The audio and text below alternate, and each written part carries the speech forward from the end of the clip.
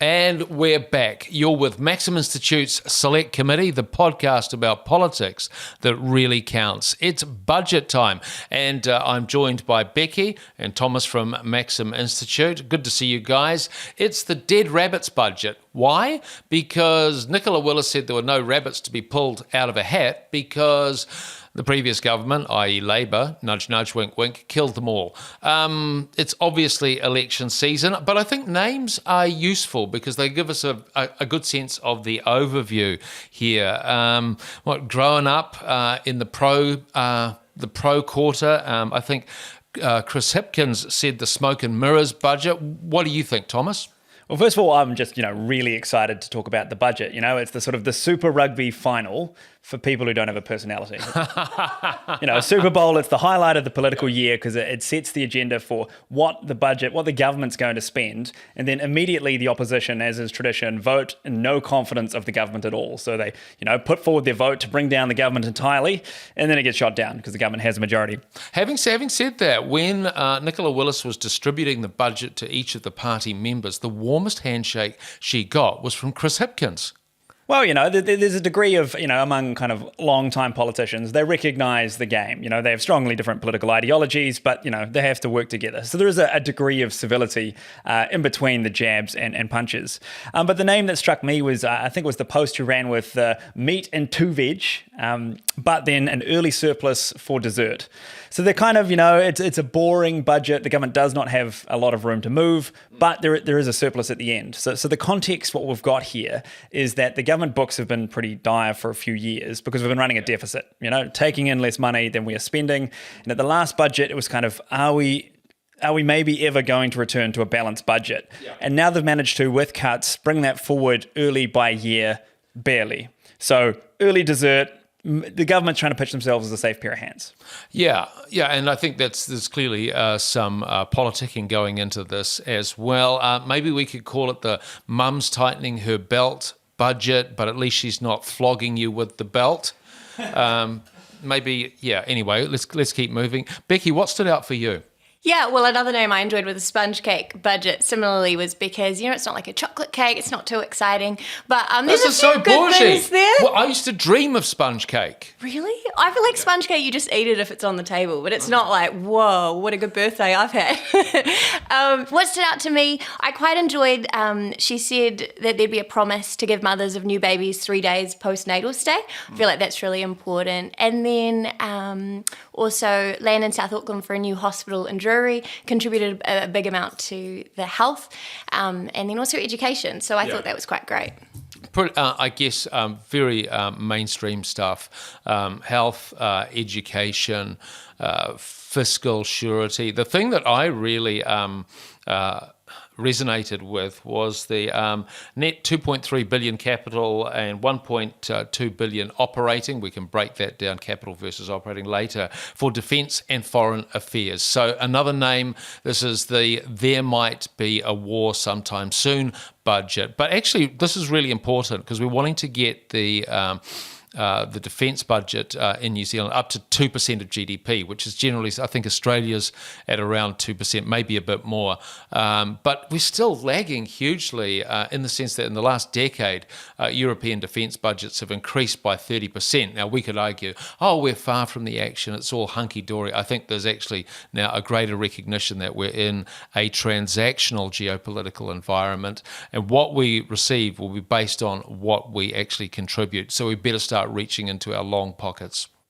Yeah, and I think it's really important to draw out the distinction between the capital and the operating expenses. Now there's an economics guy. So, normally when we're talking about a budget surplus, we're talking about the operating expenses, so the day-to-day. So in the context of, say, defence spending, that is salaries for, soldiers, that is bullets, that is, fuel for the vehicles and all of that. But maintaining our ageing naval fleet. Exactly, all of that. And so what we have now is an investment of capital expenditure. So we need new kit. A bunch of our planes and certainly some of our boats are just very old and getting very expensive to maintain. And so we're looking to invest in the next generation of technology. Now, ultimately, that will require us to increase operating spending as well, because there's no point buying a new boat if you don't then have the people to staff it, to sail it, and all of those things. But so often, we tend to focus on the operating expenditure, but the capital side matters. This budget does actually have more capital expenditure than the government had predicted, but it is kind of spending that takes place on a longer time horizon. So hopefully, if things go well in government finances, we can afford them. Big if. Big if, big if. And that's, I guess that the thing too is that it's a bit like it's like, what are we saving up for? What do we spend on that's a long-term asset? So do we buy a new car, Becky, or do we blow it all on groceries? And the government's sort of caught in between. Yeah, and I feel like they've done a really good job, and it comes back to that meat and 2 veg with a little bit of dessert later, is like, actually, I think...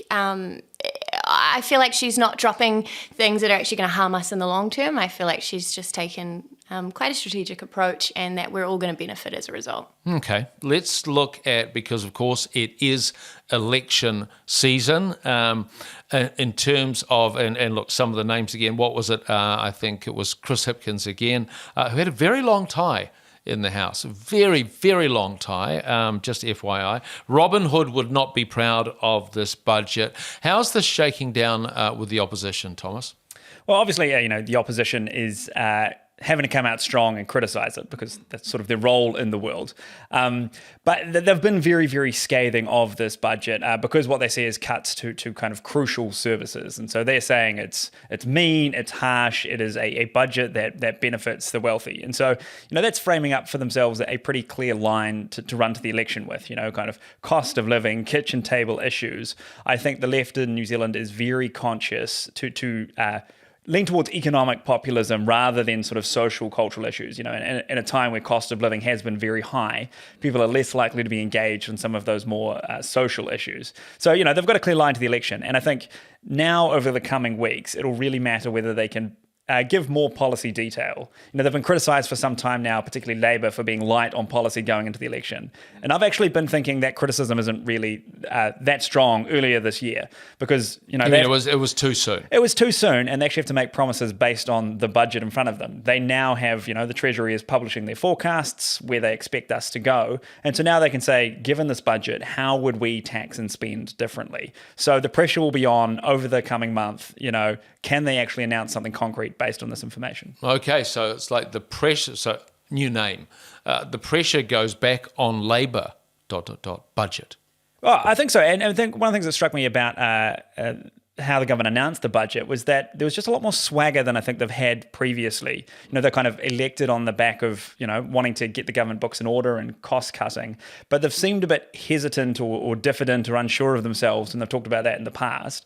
But here they seem to, just come out with a degree of confidence that I don't think they'd had before. Now, it's pretty late in the piece, it's sort of the election's coming and now we're kind of getting the announced cuts, but they've got an air of confidence about them, so maybe that's a good sign for them.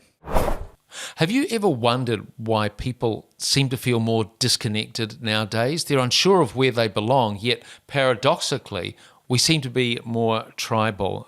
Politics seems to fill every sphere and cause greater polarisation.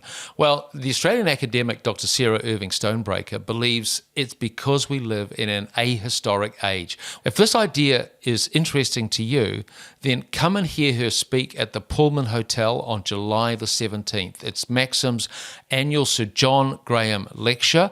Go to www.maxim.org.nz. Go to the events page, find out more about it. It's really going to be a night of big ideas and deep thoughts. And that's the opposition response. Within the coalition, though, Becky, there is differentiation, isn't there? In that, we wanted this thing, or we wanted. Look. Winston Peters, I think, did very well. Maybe it's the Winston did very well budget, because he got some trains. Yeah, exactly. He got his trains. Kiwi Rail will receive $500 million in new capital funding. And then, of course, the foreign affairs funding Winston is so stoked about. And I'd say... Well, he actually said, you know what, we'll go to an election if you touch any of the defence and foreign affairs stuff. So he was pretty strident on that. Yeah. I think overall the fact that Willis came in a minute early just to prove the point that the surplus has come in a year early just shows how confident they are. Was that what actually happened? Yeah, she showed Oh, up my 1 minute goodness. early and she was like, and this is a reflection of what's happening. Okay. Early, well-dressed and confidently walking towards the election. Maybe that's the summary of this budget. I got to get a hot take. How do you think this is going? Because a lot of people, tragics like us, make a fuss over budget. Like you said, it's like the Super Bowl for people without personalities. Thomas, how much resonance do you think this will have in 2 weeks' time, which is a long time in politics? I'll get that from you, Thomas, first, and you, Becky. I think the life of it will be relatively short. I mean, most people aren't enthusing about the budget day to day, even though it affects us all pretty significantly. But it really matters whether the government can carry the day with the headline. So the details, people aren't going to remember how many hundreds of millions of dollars of capital spend KiwiRail got. But if the line that kind of dominates news headlines is sensible, budget with some brighter future ahead, the government really has probably done pretty well if they can get the journos to run that line. But I'd say the real kind of, perhaps someone who struggled to get cut through with this budget are just evidence on the fact that we haven't really named the ACT party yet. Winston got his trains and his foreign affairs. ACT want to take credit for the cuts, and they would have gone further, but they are the ones that are keeping spending sensible.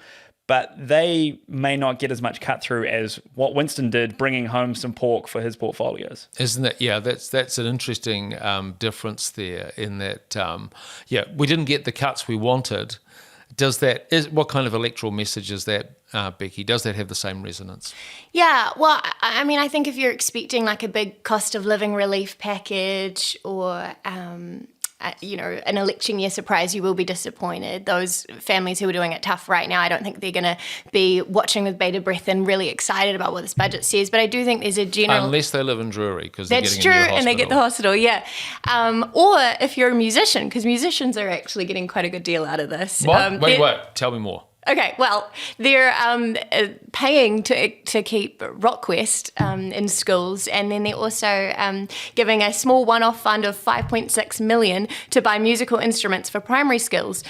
Primary schools worth about $2,000 each. Oh, so this is the blow your own trumpet budget. Literally. Except it's not your own trumpet, because you and me, the taxpayers, will be paying for the damn trumpet. I mean, I back that getting new instruments for schools, because when I was in primary school, we all learned recorder, and I vividly remember you go to your recorder practice and then you just dump the recorder in the bucket for the next class, and you're not even getting put through a dishwasher or a cleaner or anything. I think we sort of you dip it. So if schools can get some new instruments, we might save on some health bills. My question though is why recorders? I think they are the worst instruments that you could be playing. They sound so terrible, and you can hear them next door when you're trying to learn maths. Okay, new thing. We need a bigger budget, for musical instruments. We can become a nation of bagpipes. Scotland, they're ours now. You've got a problem with recorders. What about a simple guitar? Well, I mean, we don't need a bagpipe. All right. Well, look, absolutely weigh in on the comments about what instrument you think that the government should be supporting. Look, it's my money. I say go and buy your own damn instruments. Let's move to a different issue: Parliament versus the courts. Now, the government is wanting to pass legislation that will neutralise a tort case that Mike Smith, who famously cut down the tree on One Tree Hill, but is now an environmental activist, against 7 large carbon emitters. Thomas, because here's the thing, Maxim, we've come out against retrospective legislation that neutralises court cases in action in the past with the CCCFA bill. That was, and actually we did well because they pulled back on that. That was going to prevent a class action against banks. Where do you sit on this? Because I'm not sure I like Parliament interfering with courts. Yeah, so I guess to give more flesh on the story, so Mike Smith, climate activist, has initiated over the last couple of years a court case against 7 major carbon emitters. So essentially, it's a tort. Like Fonterra, Z Energy, et cetera. And so what the case is arguing is that their carbon emissions, which are contributing to climate change, have that climate change has damaged Mike Smith's interest in various property rights. A change in climate damages various areas of, say, foreshore and seabed or various other claims. And so he's saying, the court should be able to intervene and say, this is a damage done to his property right, therefore that is their responsibility. And now what Parliament's concern is, they're saying, well, kind of two things. Firstly, that creates a fairly tortured definition of cause. It's one thing to say that climate change in general is causing particular damages to various bits of property. It's another thing entirely to say that the carbon emissions of these particular companies are causing this particular damage. In this particular place. Yeah, because obviously New Zealand is a small part of carbon emissions globally. These companies are only part of New Zealand's emissions. It's a very long bow to draw. And the second thing is that, common law tends to exist, where government has not specifically legislated. We have a scheme currently to regulate carbon emissions. We can disagree about whether it's good or bad or could be changed. But we have a carbon market where these companies have all bought carbon credits to give them the right to emit. So they have operated under a legal framework. They have, in good faith, purchased carbon credits. And now they're being taken to court for these emissions. And so the Parliament is wanting to say, no, the courts have gone too far. They've come into our lane where we have already spoken, so we're going to shut them down. So the question is really, which side is on the side of certainty? The courts are doing their own thing, and Mike Smith would argue Parliament intervening is undermining my certainty. I went to court under a particular legal frame, but Parliament saying the courts are jumping into our lane, they are extending their reach, and so they are getting in the way of certainty. This seems, Becky, like it's almost a constitutional debate, and constitutionally Parliament does sit at the top of the tree. What are your observations? Yeah, I think having lived in America for a couple of years, I am actually grateful that in New Zealand Parliament does stand at the top of the tree. I think that when you're in a legal system like America, where everyone is suing everybody for damage and claims that are sort of bizarre and outrageous, it actually shifts the fabric of society to which you're signing waivers for every single thing you do. And so I actually think it's a good thing. So it promotes a kind of distrust in civil society. Yeah, overall there's greater distrust. And so I think having Parliament at the top makes sense. However, I think what Smith is trying to do is showcase possibly that maybe we're not taking carbon emissions serious enough. Look, and you would probably expect this, but the New Zealand Bar Association has come out against the retrospective legislation. Look, I still don't like it when the government stops court action that's in procedure. I get that it's, that there is and by the way, I'll just note, we don't actually know what this bill looks like. They've just signalled it. So this is just, I guess it's more of a philosophic debate. Look, let's let the debate continue. I remain to be convinced. Thomas, you sound pretty convinced. I think I am convinced, but I recognise Wait. When you say I think I am convinced, that doesn't sound convincingly convinced. Oh, well, the secret to sounding really educated is you just couch everything in uncertainty and call it nuance. No, but... Don't you ever use that word on this podcast again. But I just think the courts have really gone in a new direction. They have stepped where they have not before, and it seems really tenuous to me. And so even though Parliament is kind of undermining comity, that kind of a collegiality between the different branches of government, it seems that the courts have taken a step out of their lane and the government is swatting them back down. My bias is to think Parliament is justified in doing so, but I recognise the concern. Becky? I also think they're justified in doing so because while I like what's the point Smith is trying to make, if every single Kiwi begins to sue all these companies that are actually contributing overall to our economic, our country thriving, I think we'd have a bigger problem on our hands. The other kind of challenge is that obviously we all emit carbon in our lives. Is there a tort claim against every other citizen? These are the biggest players in the game, but where does the line draw? I'm going to hold my breath and not emit carbon.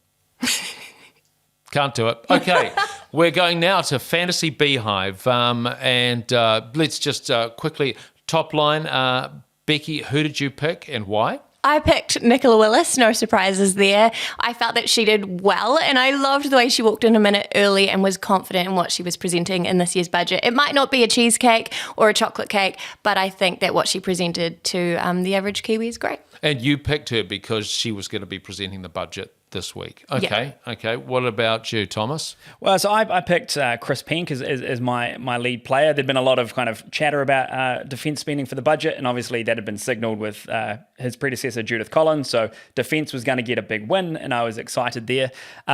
Whether or not he's done as well for me as I'd like, because it's kind of an interesting thing where he's got a lot of media hits this week. In part, there's defence spending, but also an Australian, I think, Vice Admiral brought up the fact that last year China started doing some naval exercises in the Tasman Sea and said that made New Zealand angry and anxious. And Chris Pink came out and sort of downplayed it, and no, we weren't angry, and no, we weren't anxious. And was sort of downplaying any tension there. And so that gets him a mention in some news stories. But was he too cautious? Was he a little bit too diffident to the role of China? I don't know. The viewers can tell what that does for the vibe score, but he certainly got a lot of points. Yep. And we will be revealing the results soon. Now, I picked a team that included Barbara Edmonds. Now, this was because essentially, it's budget week. Barbara Edmonds is the opposition finance spokesperson, will get a lot of attraction, be very visible. Guess what? Someone recorded her calling the Minister of Finance duck-faced horse in a Labour Party media training session. And suddenly, so you pick someone because of a role-based issue, and then something occurs that no one expects, and I guess Barbara Edmonds will do well, hopefully, but for all the wrong reasons. But I just need to get a quick take from each of you. Which is it worse to be a horse-faced duck or a duck-faced horse? What do you think? I'd rather be a duck-faced horse because I just feel like overall in their body there's a lot more majesty, power and strength. If I was a small duck with the face of a horse that took up half my body, I would just feel really insecure and vulnerable to animals around me. Okay, Thomas? Well, I'm wondering, are the faces proportional, or is it kind of like a normal... No, absolutely not. Okay, so we're sort of doing a melding thing. Well, I don't know. I feel like a horse-faced duck would be kind of a great pet. It's... That'd be the most terrifying pet. I'm going to leave it there because I'm not going to sully myself you're with this. You're just too good for this question. No. Let's see. I'd like to be a duck-faced horse, I think, because it's just, ducks' faces are cute, horses are strong. That seems like an even better pet. So, Thomas, who won? What happened? I won. The secret is not Why to did be I too. ask you? No, the secret is not to be too obvious about it. Now, obviously, budget is a big deal. You get a bit of cut through, but often the party leaders just elbow their way in front of their finance, minister or spokesperson. Whereas Chris Pink had both, a budget announcement for defence, but also a news story. Depending on how we count the vibes. And I had a couple of other players score well as well. So I took it out with 23 points this week. Yep. And do a victory lap. Well, while you're doing your victory lap, who came second? I did. You did? Yes, I did. So I came last with Nicola Willis. But this is politics. This is terrible. You picked the finance minister who's done pretty well in terms of how the media have covered her budget, and you still lost. Okay, well, this is very disappointing. Becky's first time on the podcast, and we just gave her a 20% penalty because we didn't want her to get cocky. It might be my last. And there you have it. The meat and two veg, but an early surplus for dessert budget discussion, and a number of other things, including some silliness about duck-faced horses. Look, if you like this, subscribe wherever you're listening and sign up to our mailing list to never miss an episode of the Select Committee. The link is below. Back with you next week.